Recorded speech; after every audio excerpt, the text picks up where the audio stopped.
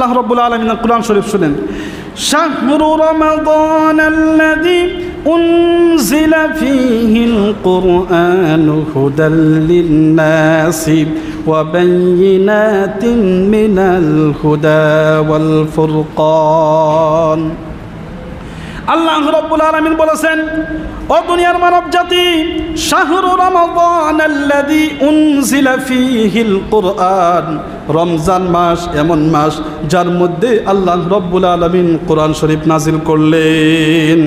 উনজিলা ফীহিল কুরআন, এমন কোরআন নাজিল করলেন হুদাল লিন-নাস, মানব জাতির জন্য হিদায়াত স্বরূপ। জোরে জোরে বলে সুবহানাল্লাহ। আল্লাহ কি বললেন? রোজার মাসে কোরআন নাজিল করেছি হুদাল লিন-নাস, এটা মানব জাতির জন্য হিদায়াত। ওইটা আল্লাহ বলছেন হুদান, আমি আমার পক্ষ থেকে হিদায়াত আসবে, তার অনুসরণ করলে জান্নাতে যাইবা। আর সেই হিদায়াত হলো কোরআন শরীফ। কোনটা? হিদায়াত মানে রাস্তা। হিদায়াত মানে কি?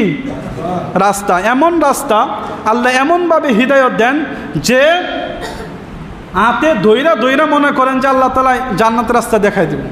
এখন খেলে আমাকে ওই আট ধরাটা মানন নাকি কি করা লাগে?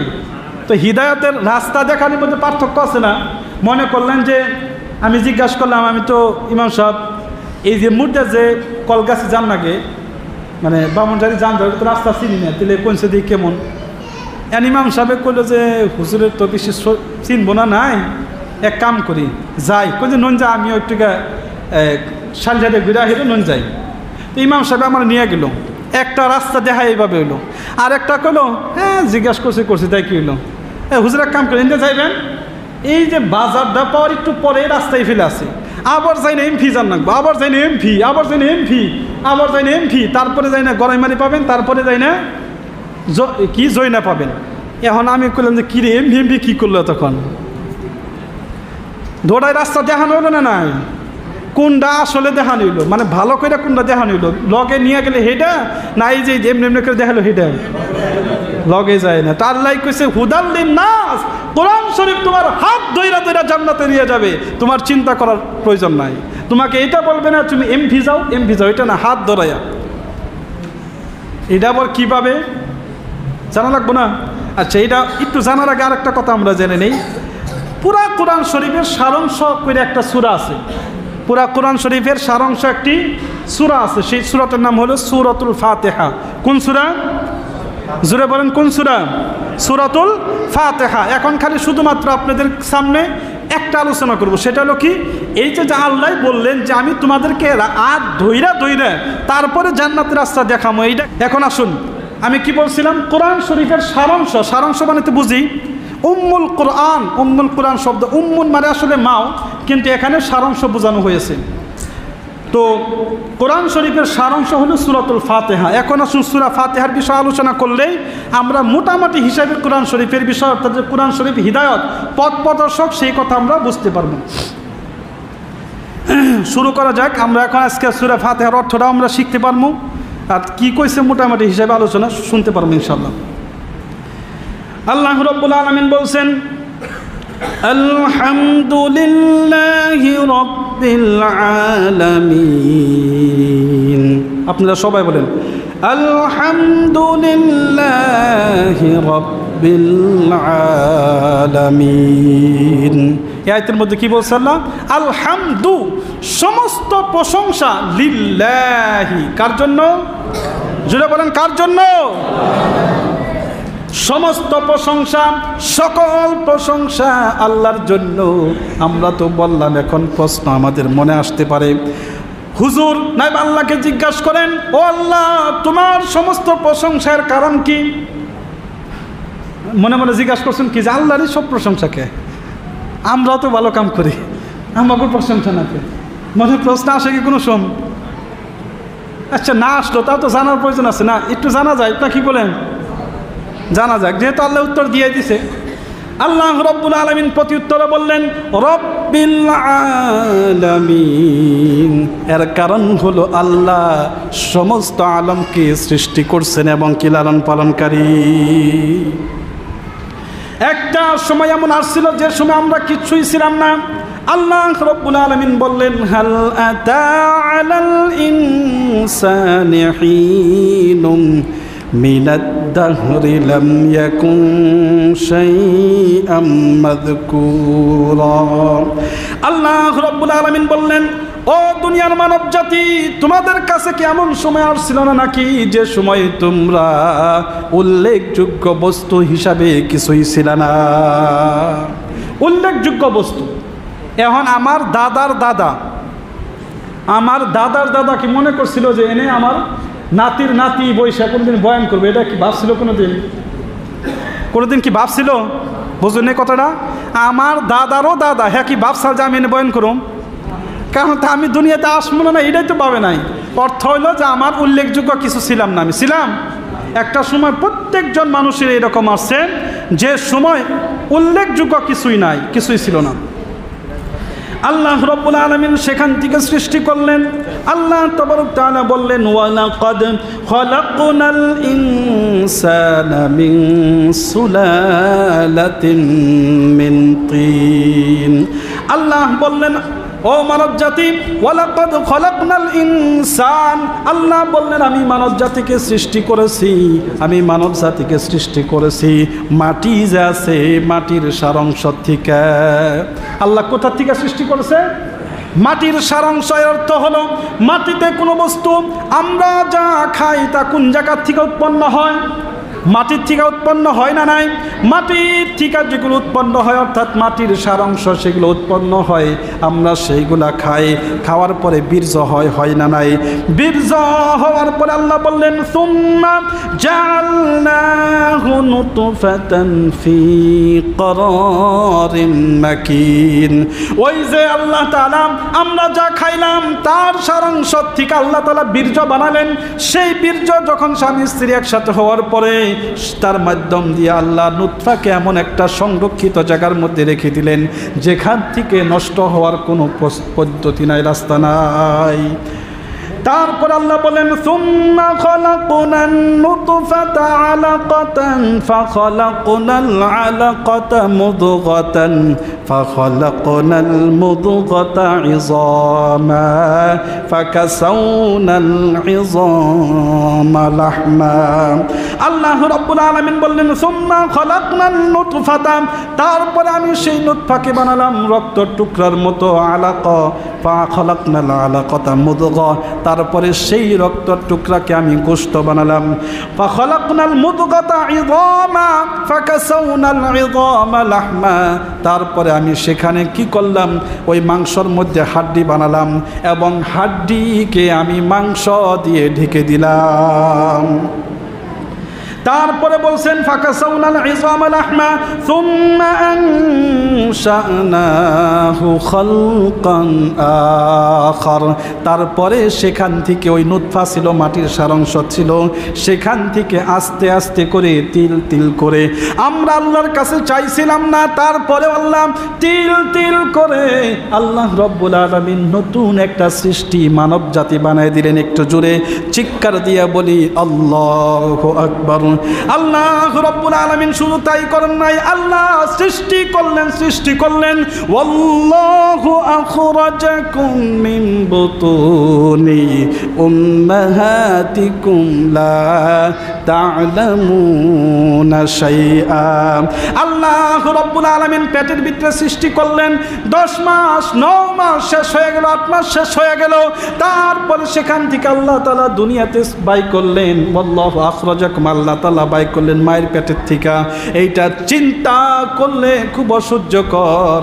ওই এত বড় মানুষটা আল্লাহ কেমন করে এমন একটা রাস্তা দিয়ে আল্লাহ দুনিয়াতে বাই করলেন। সুম্মা ইয়াসসারনাহুস সাবিল, আল্লাহ মানুষকে বানানোর পরে তার রাস্তাকে আল্লাহ সহজ করে দেন। বন্ধুগণ আমার, শুধু তাই নয়, আমরা চাই নাই, আল্লাহ সৃষ্টি করলেন, দুনিয়াতে আনলেন, তারপর আরেকটি ওয়াদা করলেন, ওয়ামা মিন দাব্বাতিন ফিল আরদি ইল্লা আলাল্লাহি রিজকুহা। একটু জোরে চিৎকার দিয়া বলি সুবহানাল্লাহ। আল্লাহ কত দয়াবান আল্লাহ, কত দয়াবান।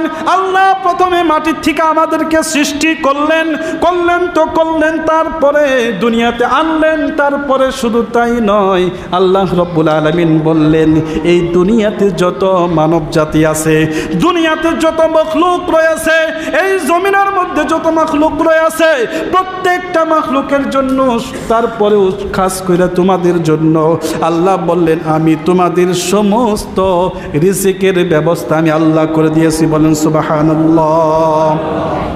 وهو الذي خلق لكم ما في الأرض جميعا। আল্লাহ স্পষ্ট বললেন রিজিকের ব্যবস্থা তো নিছি, রিজিকের সমস্ত ব্যবস্থা তো আমি আল্লাহ নিলাম। নেওয়ার পর শুধু তাই নয়, তোমাদের জন্য দুনিয়াতে যত বস্তু বানাইয়াছি, জমিনের মধ্যে যত বস্তু আমি সৃষ্টি করেছি, হুয়াল্লাযী খালাকা লাকুম মা ফিল আরদি জামিআ। সমস্ত বস্তু আমি আল্লাহ তোমাদের জন্য সৃষ্টি করেছি। জোরে জোরে বলেন সুবহানাল্লাহ। আল্লাহ কাদের জন্য সৃষ্টি করেছেন? আমাদের জন্য। এই যে আল্লাহ রব্বুল আলামিন সারা জাহানকে বানালেন, তিল করে ছিলাম না, সেখান থেকে আল্লাহ তিল করে বড় বানালেন। তারপরে আল্লাহ রব বলেই তো এরকমকে ছিল না, সেখান থেকে আল্লাহ সৃষ্টি করে তিল করে চাওয়াবিহীন সমস্ত প্রয়োজন মিটায়া উদ্দেশ্য মোতাবেক আস্তে আস্তে আমরা কিচ্ছুই ছিলাম না, এখন এই পর্যন্ত আল্লাহ পৌঁছায় দিলেন। বলেন কথা ঠিক না বেঠিক? আল্লাহ বলেন আলহামদুলিল্লাহ, আমার জন্য সমস্ত প্রশংসার কারণ অন্য কিছুই নয়, একটি মাত্র কারণ, তোমরা চাইছিলে না, কিচ্ছুই করছিলে না, আমি তোমাদেরকে সৃষ্টি করেছি, সমস্ত মাখলুকাতকে সৃষ্টি করেছি, করার পরে প্রত্যেককে লালন পালন করি, তার জন্যই তো আমি আল্লাহর জন্যে সমস্ত প্রশংসা। এখন তো আমরা বুঝতে পারলাম যে আল্লাহর জন্য কি জন্য সমস্ত প্রশংসা, বুঝতে পারলাম তো? তাই বুঝতে পারলাম না? নাই। এখন যদি প্রশ্ন করি, আল্লাহ বুঝলাম তুমি সব বানাইছ, সবের লালন পালনও করছো, এইগুলা করলা কি জন্যে? কি জন্য আল্লাহ তুমি বানাইলে? এরকম চাওয়া ছাড়াই, এক টাকা মানে পরিবর্তে কিছুই নেই না আল্লাহ। আল্লাহই তো এমন যে কিচ্ছু চায় না, সব দিতেছে। বলেন কথা ঠিক না বেঠিক? আল্লাহ সব দিতেছে আমাদেরকে, কিন্তু আল্লাহ পরিবর্তে মূল্য কিছু চাই না, খালি শুধু বলে যে আমার হুকুম অনুযায়ী নিজের জিন্দিগি চালাও। স্বার্থ ছাড়া আল্লাহ তাআলা চালাইতেছে। আল্লাহ রাব্বুল আলামিন প্রতি উত্তরে বললেন আর রহমান। আল্লাহ প্রতি উত্তরে বলে দিলেন তোমরা চিন্তা করিও না, তোমাদের প্রশ্ন উত্তর এই সূরার মধ্যেই রয়েছে, সেটি হলো যে আল্লাহ হলেন অতি দয়াবান। অতি দয়াবান মানে বুঝি কি? অতি এমন দয়াবান যার উপরে দয়াই হতে পারে না। পরম করুণাময়, আর অর্থ হলো যে আর উপরে আর কোনো দয়া হতে পারে না। আল্লাহ এমন চরম পর্যায়ের পরম করুণাময় যার উপরে কোনো দয়াই হতে পারে না। আল্লাহ দয়াবান। দয়াবান না হইলে আল্লাহর হুকুম মানল না, মুসলমান পর্যন্ত না, তারপরে আল্লাহ খানা খিরাইতেছে না নাই, সব কিছু দিতেছে না নাই। আল্লাহ বলছেন আমি দয়াবান। এখন যদি একটা প্রশ্ন করি, আল্লাহ দয়াবান, এরকম করে দুনিয়া চলতেছে, জীবন ভরা কি এমনি সবে আরামে থাকতে পারবো নাকি? এমনি আল্লাহ চালাবো নাকি? আল্লাহ প্রতি উত্তরে বলে দিলেন না না, এমনি থাকবে না। আর রহিম, এমন একটা সময় আসবে যখন আমি রহমান থাকবো না, রহিম হব। রহমানের অর্থ হল আল্লাহ প্রত্যেকজন মানব জাতি, প্রত্যেক মখলুকের উপরে দয়াবান। কিন্তু রহিম শব্দের অর্থ হলো আল্লাহ দয়াবান হবেন কিছুগুলা বাছনি করে, কিছুগুলা মানুষের উপরে, সবার উপরে দয়াবান হবে না, কিন্তু আল্লাহ দয়া করবেন পরিপূর্ণ হিসাবে। এখন যদি কারো উপরে দয়া করেন, মনে করলেন খাবার ভালো তৌফিক দিল কিন্তু একটু পরে রোগ হয়, মনে করেন ঘুমাবার তৌফিক দান করলো কিন্তু কিছুক্ষণ পরে অন্য অসুবিধা থাকে, কিন্তু পরিপূর্ণভাবে আল্লাহ দয়াবান হবেন, আল্লাহ দয়া করবেন সবার উপরে না। বর্তমান হলেন আল্লাহ রহমান। রহমান শব্দের অর্থ হলো সবার প্রতি দয়াবান। বলেন কথা ঠিক নেবে ঠিক? দুনিয়াতে যত মাখলুক রয়েছে আল্লাহ আল্লাহর বান্দা হোক বা না হোক, আল্লাহর কথা মানক বা না মানক, তারপরে প্রত্যেককে আল্লাহ খানাদাতা ভালোভাবে দিয়েছেন। এর অর্থ হলো আল্লাহ হলেন রহমান, আল্লাহ সবাইকে খানা দিতে পারে, কিন্তু আল্লাহ রহিম। একটা সময় হবে আল্লাহ রহিম হবে, এর অর্থ কিছু সংখ্যক মানুষের প্রতি আল্লাহ দয়াবান হবে, আর কিছু সংখ্যক মানুষের প্রতি আল্লাহ দয়াবান হবে না। একটা মাসলা বলে দেই, রহমান মানুষের নাম রাখা যাবো কিনা নাই? যদি কোনো একজন ব্যক্তি রহমান, আব্দুর রহমান নাম রাখে, নাইবা রহমান যদি রাখে নাম, আর নইলে আব্দুর রহমানই রাখছে কিন্তু তাকে ডাকা হয় রহমান বিলা, নাইবা মিজানুর রহমান নাম ডাকা হয় রহমান বিলা, এটা জায়েজ নাই, হারাম। রহমান বিলা কাউকে ডাকা যেতে পারে না। যার নাম রহমান আছে, আব্দুর রহমান, তাকে আব্দুর রহমান বলে ডাকবো ইনশাআল্লাহ। বলেন ইনশাআল্লাহ। অনেকেই বলে মিজানুর রহমান, আব্দুর রহমান, ওবায়দুর রহমান, তাদেরকে রহমান বলে ডাকে না, এরকম। এটা কিন্তু জায়েজ নাই। আল্লাহ তাআলা আমাদের বোঝার তৌফিক দান করুন। এখন প্রশ্ন, আল্লাহ ঠিক আছে কিছুগুলা মানুষের প্রতি আল্লাহ দয়া করবেন, কোন সময় সেটা, কোন সময় আসবে, কোন টাইমে আল্লাহ এরকম ভাবে দয়া করবে? আল্লাহ প্রতি উত্তরে বলে দিলেন মালিকি ইয়াউমিদ্দিন। আল্লাহ রাব্বুল আলামিন বলে দিলেন, ও দুনিয়ার মানব জাতি, এই যে আমি কিছু সংখ্যক মানুষের প্রতি দয়াবান হব, কিছু সংখ্যক মানুষকে দয়া করব, সেইটা অন্য কোনো জায়গায় নাই, সেটি হলো কিয়ামতের দিন। কিয়ামতের দিন আমি শুধুমাত্র কিছুগুলা বান্দার উপরে দয়া করব। আল্লাহ রাব্বুল আলামিন ওই কিয়ামতের দিনের জন্য বলেন, লিল্লাহিল লিমানিল মুলকুল ইয়াউম, লিমানিল মুলকুল ইয়াউম, লিল্লাহিল ওয়াহিদিল কাহ্হার। আল্লাহ কিয়ামতে বলবো, লিমানিল মুলকুল ইয়াউম, আজকে কার মিলকিয়াত? শুধুমাত্র আমি আল্লাহর মিলকিয়াত রয়েছে। লিল্লাহিল ওয়াহিদিল কাহ্হার। আল্লাহ কিয়ামতের দিন রহিম হবে আর কাহ্হার হবে, রহিম হবে আর কাহ্হার হবে। আল্লাহ রাব্বুল আলামিনকে আল্লাহ রাব্বুল আলামিন কোরআন শরীফের মধ্যেও জায়গা জায়গা বলে দিলেন, ওয়ামতাজুল ইয়াউমা আইয়ুহাল মুজরিমুন। আল্লাহ এলান করে দিবে, ও মুজরিমুন যারা আছো, মুজরিম যারা আছো, আল্লাহর নাফরমানি করা যারা আছো গো, আল্লাহর কথা অমান্যকারী যারা আছো, যারা নামাজ পড়তে চাও না, যারা আল্লাহর হুকুম অমান্য করো, এমন ব্যক্তিদেরকে আল্লাহ বললেন তোমরা আলাদা হয়ে যাও, রহিম। আর যারা আল্লাহর আনুগত্য করো তারা পৃথক হয়ে যাও। অন্য আয়াতের মধ্যে আল্লাহ বলেন সূরা জুমারের মধ্যে, ওয়াসিকাল্লাযীনা কাফারু ইলা জাহান্নামা যুমারা। আল্লাহ রাব্বুল আলামিন বললেন একদল ফেরেশতারা তারা যারা জাহান্নামে হবে, যারা আল্লাহর নাফরমানিগণ হবে, তাদেরকে আল্লাহ পৃথক করে আলাদা আলাদা করে ধাক্কা ধাক্কা দিয়ে নিয়ে যাবে। আর একদল থাকবে ওয়াসিকাল্লাযীনা তাকাউ রাব্বাহুম ইলাল জান্নাতি যুমারা। আরেক দলকে ফেরেশতারা সম্মানের সহিত আলাদা করে জান্নাতের দিকে ইস্তেকবাল করে নিবে। বন্ধুগণ, আমার এক দলের জন্য হবে আল্লাহ রহিম, আরেক দলের জন্য হবে কাহ্হার। ও দুনিয়ার মানব জাতীয় সম্মুখে থাকা আমাদের অতি সম্মানীয় মুরব্বিয়ানের সমাজ, আমি আপনাদের সবাইকে বলি, আল্লাহ দয়াবান। আমরা চিন্তা করি আল্লাহ আমাদেরকে মাফ করবেই করবে। আল্লাহ তো দয়াবান, আমাদের কোনো চিন্তা নাই। যতই গুনাহ করি তারপরে মনে হয় আল্লাহর আশা ছাড়ি না।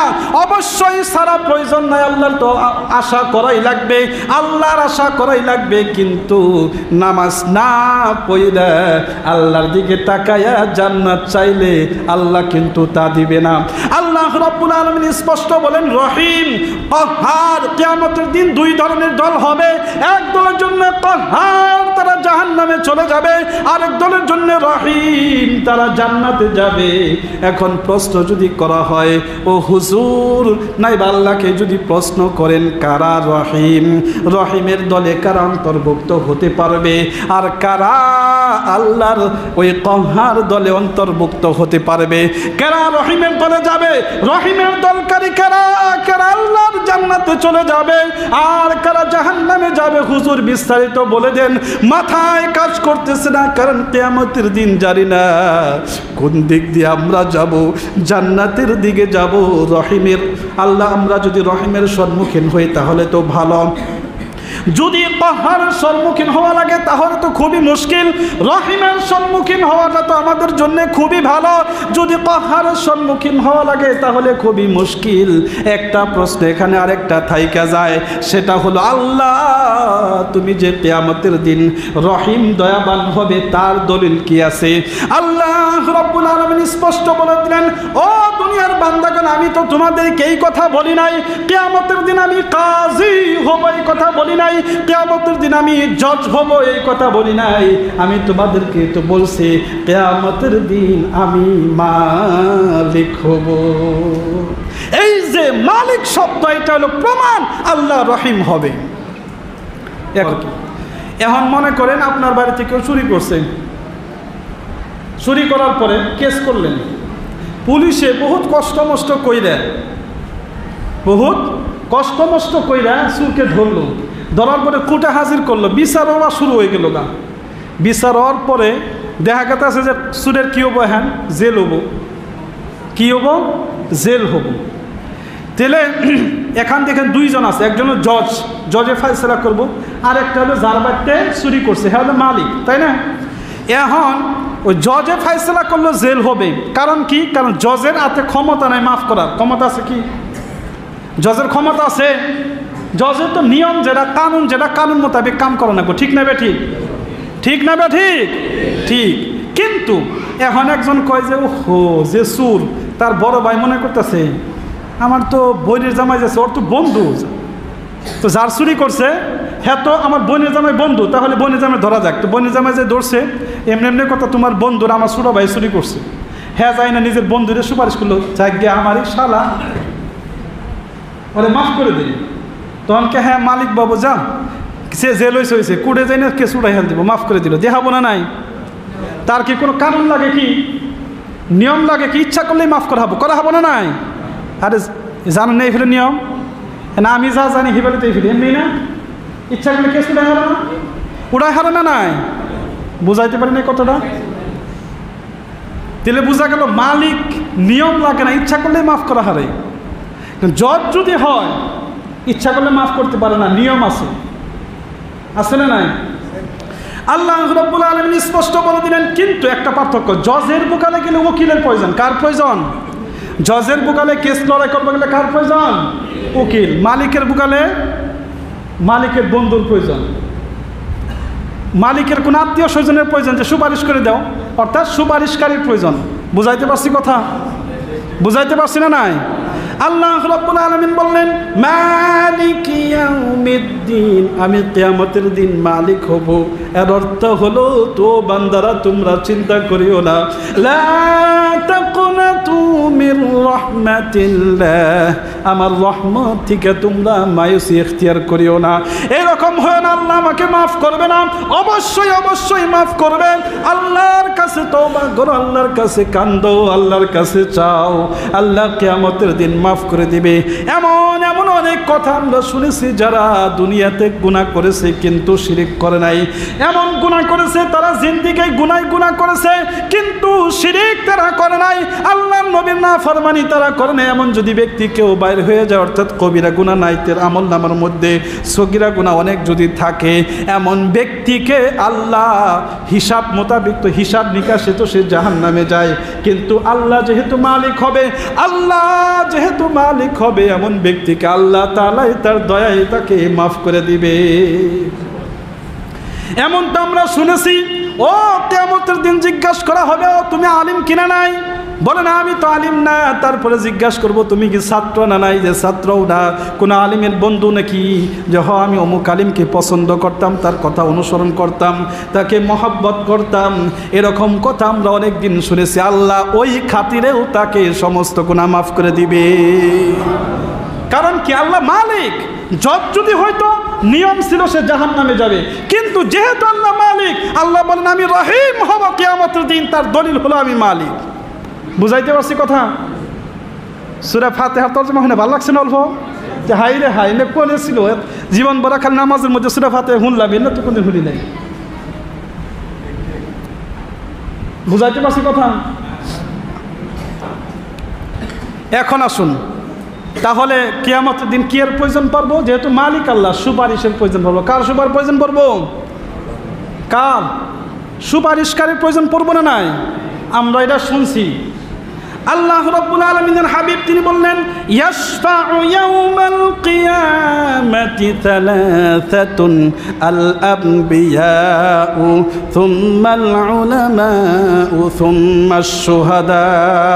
একটু জোরে চিৎকার দিয়া বলি সুবহানাল্লাহ।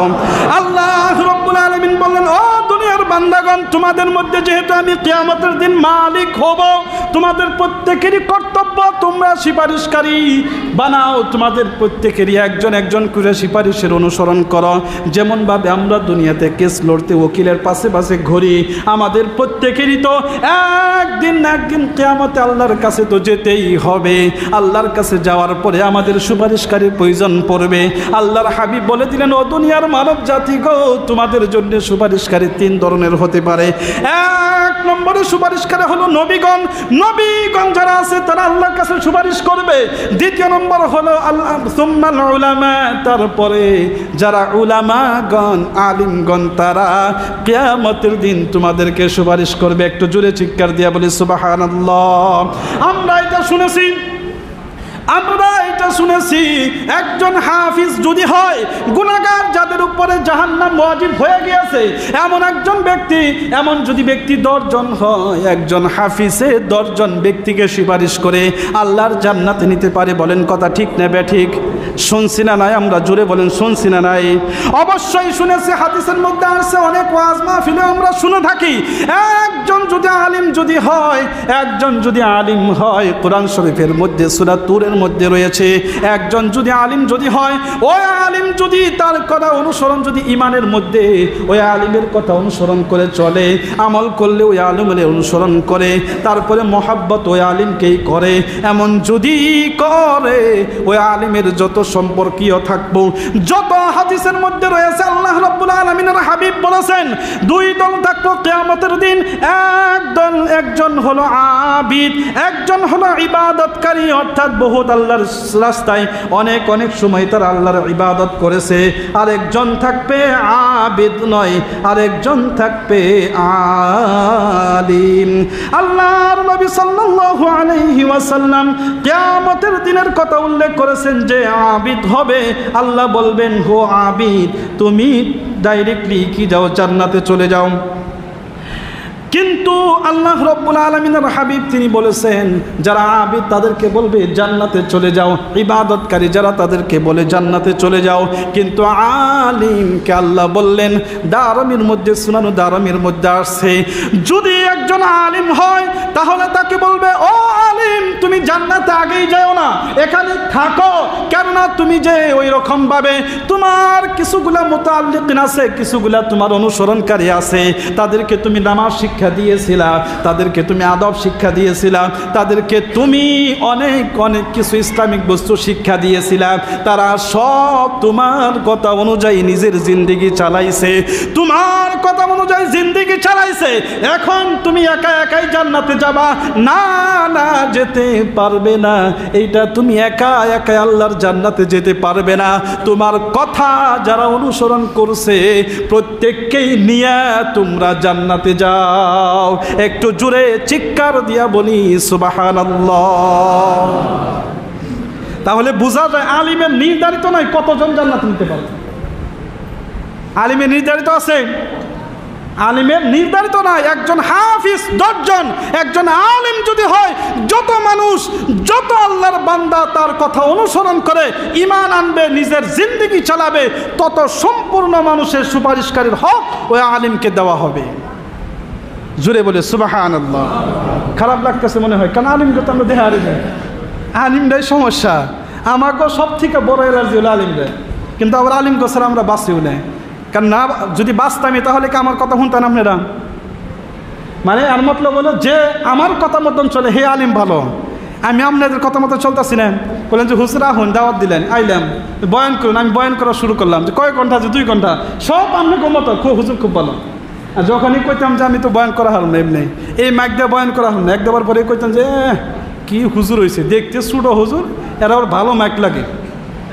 অলরেডি 2-4 জনে কই হেল দিয়েছুন যে এই মাইকের কথা হুজুরে বদনাম করলাম। কইছেন কি তাই? আমার কথা বুঝে হাসছেন কি? আমি তো খুব দূরের মানুষ না, তো বাসায় একই প্রায়, একই না, প্রায় একই না, নাই বুঝা আসছে আশা করি। যাই হোক, খারাপ পাই না, কিছু কিছু মাঝে মধ্যে এমনি কইলাম আর কি।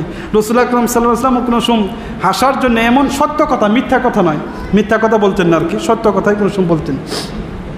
তো যাই হোক, কি বুঝলাম যে আলিমকে তাহলে আমাদের প্রাধান্য দিতে হবে, ঠিক না বা ঠিক? কারণ যেহেতু আমাদের কিয়ামতের দিন, ইয়া তো পারলে আমরা হাফিজ বানাই, কমসে কম হাফিজ, তা না হলে কমসে কম আলিম বানাবার চেষ্টা করি। আমাদের বংশের মধ্যে একজন, নিজের সন্তানের মধ্যে না পারলেও নিজের বংশের মধ্যে না পারলেও কমসে কম এমন একজন আলিমকে আইডিয়াল বানাই, যাকে আমার ভরসা হয়, যার প্রতি না এই ব্যক্তি কোনোদিনও অন্য লাইনে আমাকে নিতে পারে না, তার অনুসরণ করে এমনি গ্রামের যারা মুন্সি থাকো, মানে গ্রামের যারা সাধারণ এমনি পায়জামা টুপি পরে তাদের কথা বলছি না, আসলেই যারা আলিম তাদের কথা বলছি।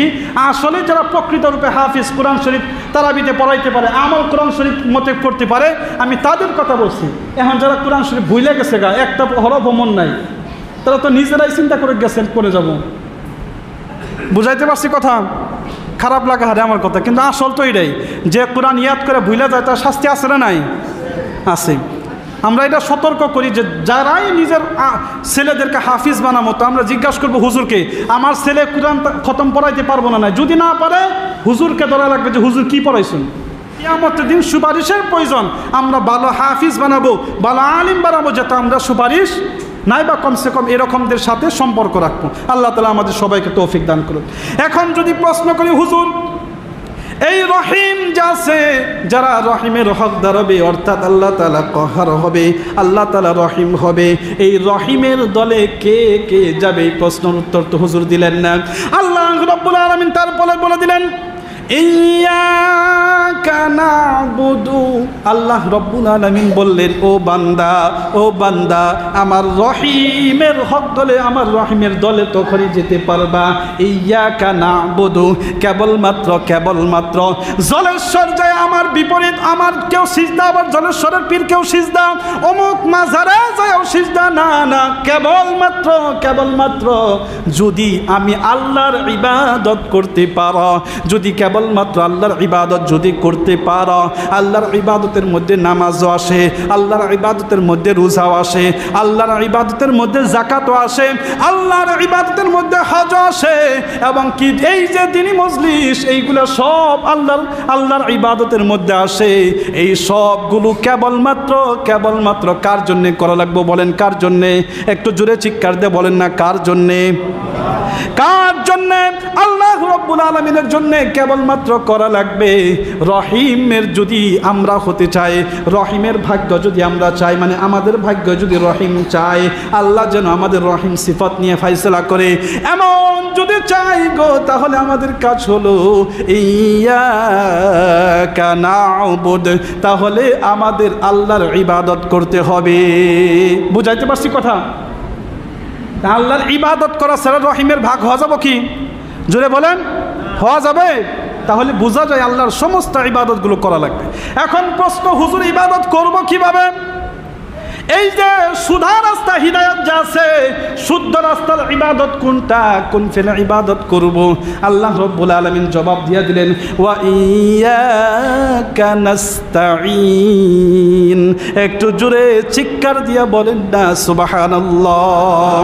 আল্লাহ রাব্বুল আলামিন বললেন, ও বান্দা, তোমরা আমার ইবাদত করতে চাও, ইবাদত করার জন্য ওয়া ইয়্যাকা নাস্তাঈন, তাহলে শর্ত হইল তোমরা আমার কাছে দোয়া করো, নামাজ পড়বা, নামাজের কথা দোয়া করো, আল্লাহ আমাকে হকিকতে নামাজ, রসুল যে নামাজ শিখাইছে সেই নামাজ আমাকে শিক্ষা দাও।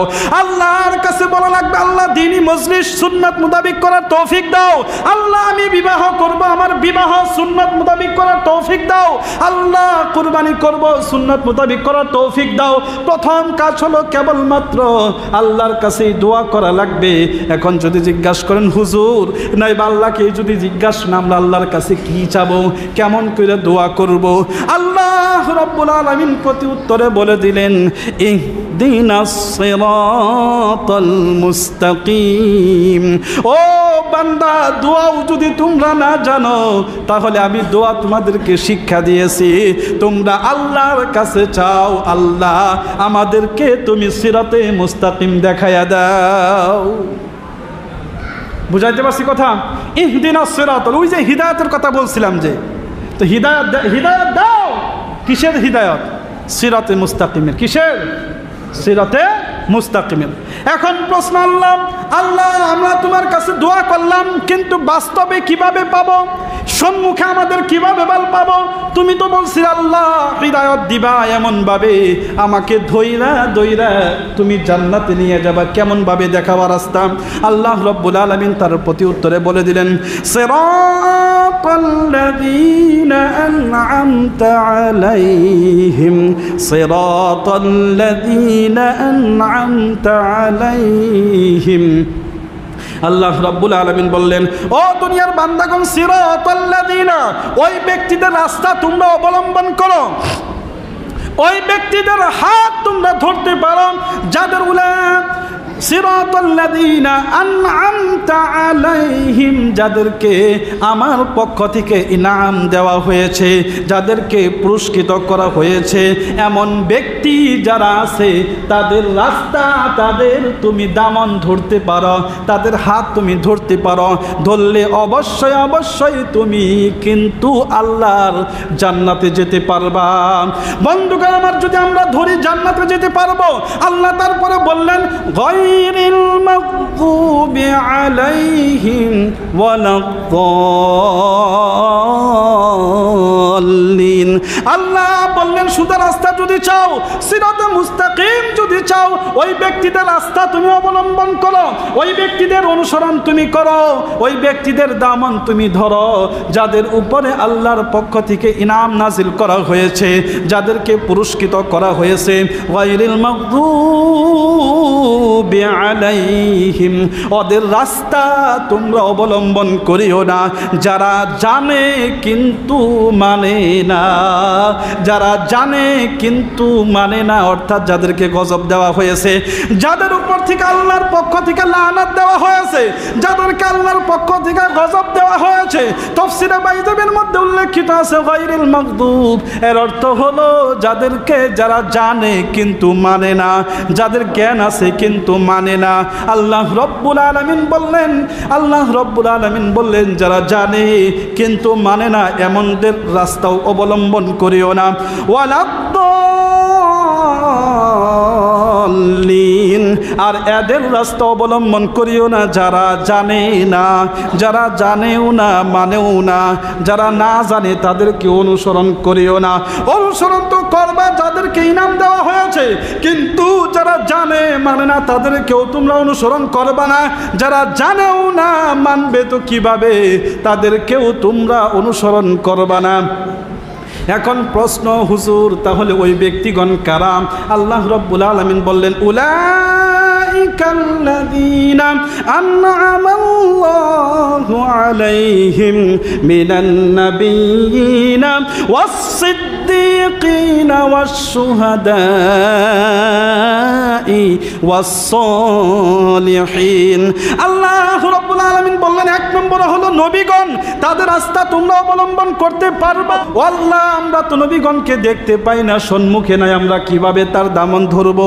আল্লাহ বললেন ওয়াস-সিদ্দীকিন, তাহলে সাহাবাদের অনুসরণ করো। আমরা বললাম না না আল্লাহ, সাহাবায়ে কেরাম তো আমাদের সম্মুখে নাই, কিভাবে তার দামন ধরবো? আল্লাহ বলেন ওয়াস-শুহাদা, তাহলে শহীদগণকেও ধরো। যে না না আমরা শহীদগণকেও পাই না। আল্লাহ বললেন ওয়াস-সালিহিন, তাহলে এমন ব্যক্তির অনুসরণ করো যে যে জানে এবং শুদ্ধ রাস্তায়, সিরাতে মুস্তাকিম রাস্তায়, অর্থাৎ যেভাবে জানে সেইভাবে আমল করে, অর্থাৎ নেক, যে ওই নেক ব্যক্তির তোমরা অনুসরণ করো। তাহলে কি বুঝতে পারলাম, যদি রহিমের হকদার হতে চায় তাহলে এই চার পক্ষ থেকে লাস্টেরটা তো আছেই। নেক বান্দা আছে না নাই, বর্তমান আছে না নাই? তাহলে যদি নেক বান্দার যদি অনুসরণ করা লাগে বলেন, তাহলে আল্লাহ রাস্তা কইয়া দিল না দেখাই দিল? আল্লাহ কি হিদায়তের রাস্তা, জান্নাতের রাস্তা খালি কইয়া দিল যে এমনি করে চলবা, না আল্লাহ দেখাই দিল যে অমুকের পাঞ্জাবির দামান ধরেছেন, অমুকের হাত ধইরে কুন্ডা করলো আল্লাহ, লগে লগে দিল না নাই? বুঝি না আমরা? এর মতলব কিন্তু এটা জানি মনে করি না যে আমরা পীরের হাত ধরলাম মানে পীরে আমাকে জান্নাতে নিয়ে যাবো। এটা কিন্তু খুব খারাপ। এটা মনে করা যাবে না যে বায়াত যদি হয় নাই তাহলে তো তুমি কারো হাতই ধরলা না, তো হাত না ধরলে তুমি জান্নাতে কিভাবে যাবা? এটা ভুল ধারণা। বয়াত পড়া ঠিক আছে, ভালো কাম, কিন্তু এরকম না যে না পড়লে হ্যাঁ জান্নাতে যেতে পারবো না। বয়াত পড়া খারাপ কাম না, ভালো কাম। যদি আপনি সত্য পীরের হাতে বয়াত হইতে পারেন তাহলে ভালো, অবশ্যই ভালো, ধরা লাগে। কিন্তু না ধরলে হ্যাঁ যে জাহান্নামে যাব এরকম কিছু না, বা ধরলেই যে জান্নাতে যাব এরকমও কিছু না। ধরলেও জাহান্নামে যেতে পারে, না ধরলেও জান্নাতে যেতে পারে। আশা করছি বোঝা আসছে। এর মতলব বলে যে আমাদের নেক লোক যারা তাদের অনুসরণ করা লাগবে।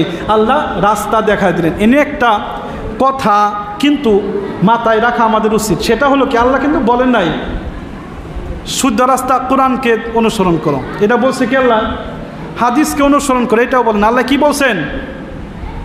যে ব্যক্তি, আল্লাহ ব্যক্তিকে বুঝাইছেন। এর অর্থ হলো যে ইসলামের উপরে যদি চলতে চাও কোরআন তুমি ডাইরেক্ট পড়া পারবা না, ইসলামের উপরে যদি চলতে চাও হাদিস তুমি ডাইরেক্ট পড়া পাবা না। নবীকে দেখা লাগবো তারপর ইসলামের আমল করতে পারবা, সাহাবাদেরকে দেখা লাগবো তারপরে তুমি ইসলামের উপর চলতে পারবা, সিদ্দিকগণদেরকে দেখা লাগবো, সুহাদাগণকে দেখা লাগবো তারপরে তুমি ইসলামের উপর আমল করতে পারবা। নেক ব্যক্তিদেরকে অনুসরণ করা লাগবো, দেখা লাগবো, তারপরে তুমি ইসলামের উপরে চলতে পারবা। ডাইরেক্ট বললা যে আমরা কোরআন শরীফ, হ্যাঁ কোরআন শরীফের বাংলা তর্জমা তো আছেই, পড়ে নেই, বাস বুঝা নিলাম। হাদিস তো আছেই, বুখারী শরীফ তর্জমা, মুসলিম শরীফ তর্জমা, বুঝা নেই, সম্ভব না। আল্লাহ নাহলে তাই কইতো যে কাম করো, কোরআন শরীফ মানো, পড়ো, নাহলে আল্লাহ কি করতে হাদিস পড়ো। আল্লাহ কিন্তু তা বলেন নাই। বুঝাইতে পারছি কথা? আশা করি আমাদের বোঝা আসছে। তাহলে কি বুঝলাম, যদি কিয়ামতের দিন যেন আমরা রহিমের হকদার হতে পারি, আমাদের ইবাদত করা লাগবে আল্লাহর জন্যে, তার জন্য সহায় চাওয়া লাগবে, শুদ্ধ রাস্তা চাওয়া লাগবে। ইবাদত করবে কাদের মতো?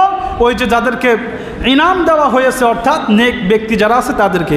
এই যে একটা কথা মাঝখানে যে বললাম, যারা জানে মানে না, এখানে এটা মনে করতে পারেন এমন অনেক আলিম আছে যারা জানে কিন্তু মানে না, তাদের কথা মানা যাবে না।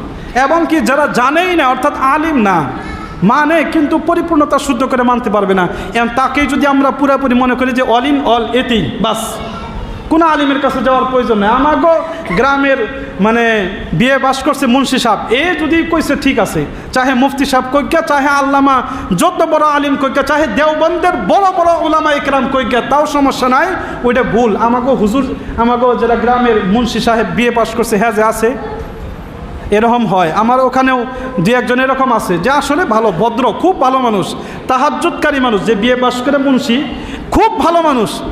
কিন্তু এর অর্থ তো না যে হ্যাঁ সব জানে ইসলামের। খুব আমলদারি মানুষ, মানুষেও তাকে ভালোবাসে, ঠিক আছে, কিন্তু কিছুক্ষণ তাকে এরকম মনে করে যে বাস হ্যাঁ যদি কয় তবেই ঠিক, মুফতি সাহেব করলেও ঠিক নেই, এরকম মনে করা যাবে না। আশা করি থুলমূল হিসাবে লাস্টে কতটুকু বললাম।